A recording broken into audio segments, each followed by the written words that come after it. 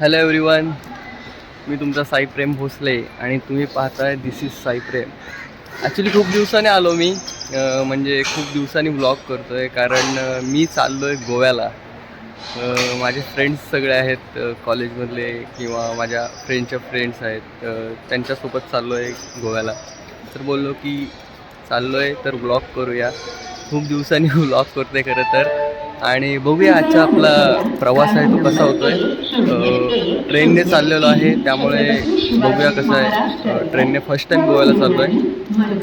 बघूया आपला ब्लॉग कसा होतो आहे, आपले मित्र काय म्हणत आहेत. आता मी आहे पनवेल स्टेशनला. तर पनवेल स्टेशनवरून मी आता निघालो आहे मडगावला.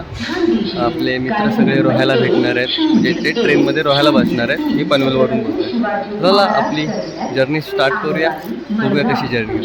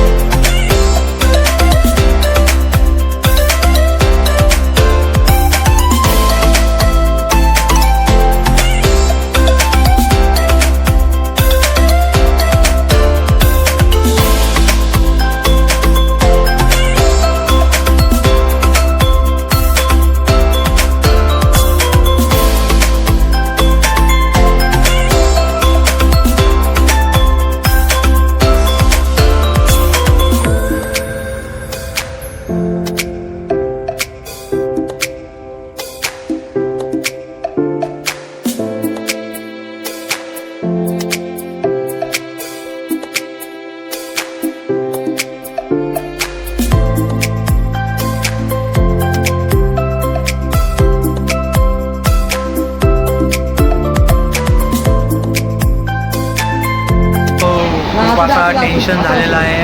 आम्ही निघालेलो तर, आणि हा माझा भेटलेला आहे या ठिकाणी ट्रेनमध्ये. आम्ही तेच बघतोय की कसं काय होईल. ॲक्च्युली आता काय झालेलं आहे, आमचे मित्र दुसऱ्या ट्रेनने येत होते. सो त्याची जी सॅग असते ती सॅग त्याची त्या ट्रेनमध्ये, कोणती ट्रेन? सावंतवाडीमध्ये राहिलेली आहे. आम्ही आता कंप्लीट करतोय. बघूया जर नशिबात असेल तर सॅग बिचाराचा चेहरा उतरलेला आहे तर आपण बघूया ती सॅग भेटेल आपल्याला. आणि काय नाही, 100% भेटेल हे नक्की सांगतो. पुढची जर्नी तर चांगलीच होणार आहे.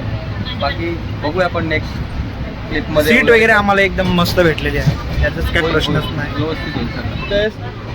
तुझा माझा स्लीपर काची मजा ही अशीच असते. म्हणजे आपण सगळे मित्र असतो आणि असे जेवायला बसतो.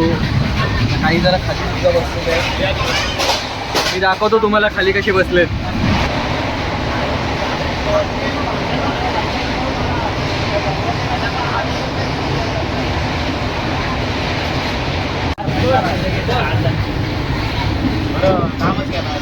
आदित्य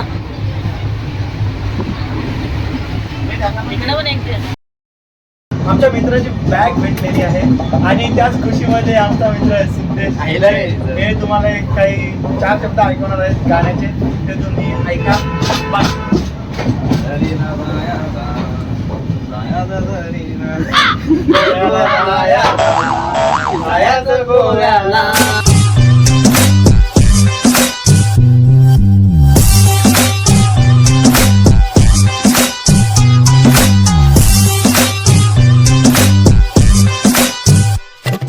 तर आता आलोय संगमेश्वरला.